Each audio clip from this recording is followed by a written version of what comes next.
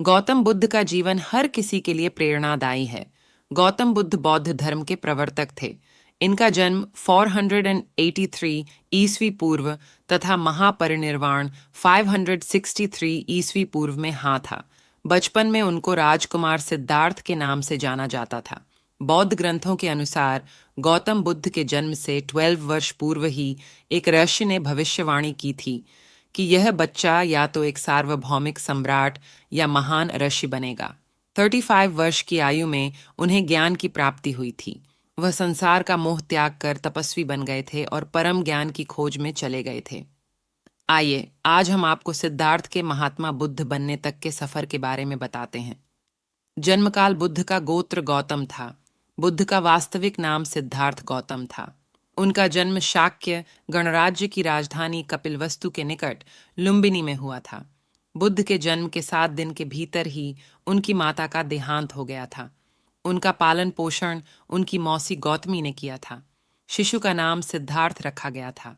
शाक्य वंश के राजा शुद्धोधन सिद्धार्थ के पिता थे। सिद्धार्थ के जन्म से पूर्व हुई भविष्यवाणी से परेशान होकर उनके पिता ने उन्हें तपस्वी बनने से रोकने के लिए राजमहल की परिधि में रखा।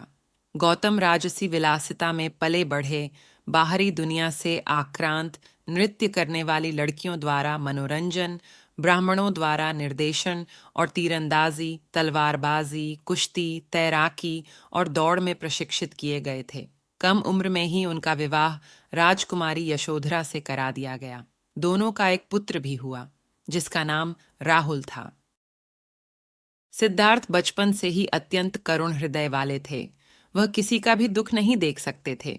इतने प्रयासों के बाद भी 21 वर्ष की आयु में उनकी अपने राज्य कपिलवस्तु की गलियों में उनकी दृष्टि 4 दृश्यों पर पड़ी। ये दृश्य थे: एक वृद्ध विकलांग व्यक्ति, एक रोगी, एक पार्थिव शरीर और एक साधु।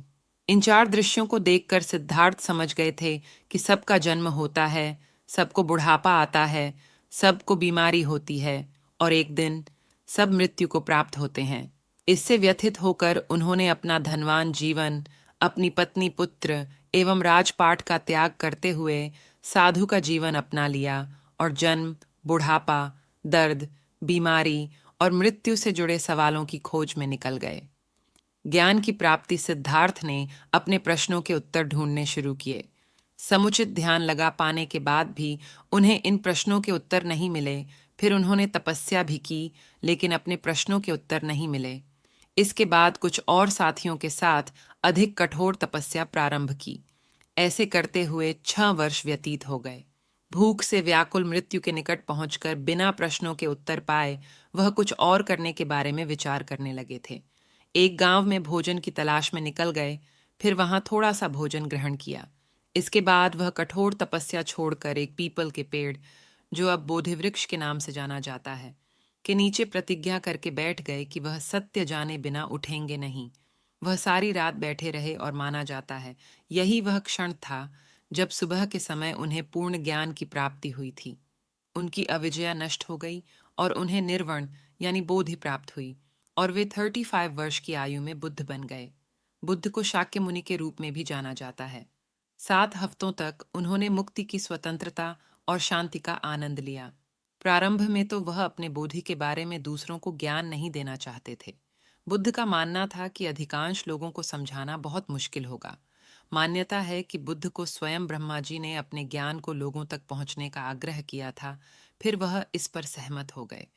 इस तरह उन्होंने अपना पहला धर्मोपदेश उत्तर प्रदेश के वाराणसी के पास सारनाथ में अपने पहले मित्रों को दिया था।